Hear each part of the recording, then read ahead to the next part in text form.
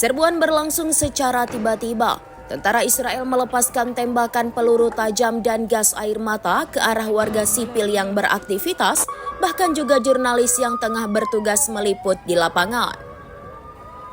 Akibatnya banyak warga panik berhamburan menyelamatkan diri, sementara sejumlah jurnalis terpaksa menghentikan liputannya demi menghindari serangan.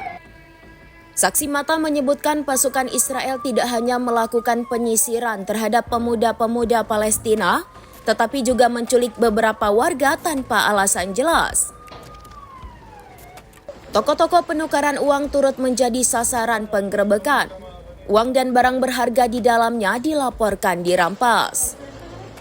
Lebih jauh, tentara Israel juga menempatkan penembak jitu di atap-atap bangunan. Langkah ini membuat situasi kota semakin mencekam karena warga tidak tahu kapan peluru bisa saja ditembakkan ke arah mereka. Sejumlah warga dilaporkan mengalami luka-luka akibat tembakan, sementara puluhan lainnya terpapar gas air mata hingga mengalami sesak napas.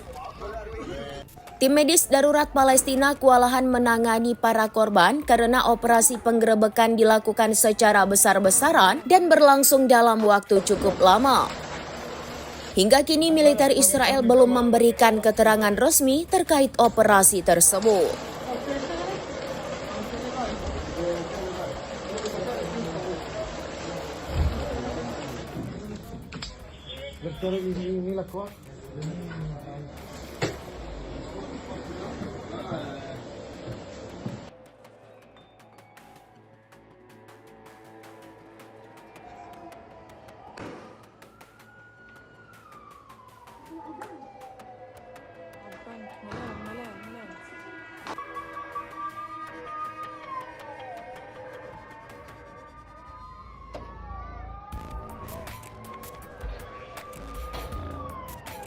Download Tribun X sekarang, menghadirkan lokal menjadi Indonesia.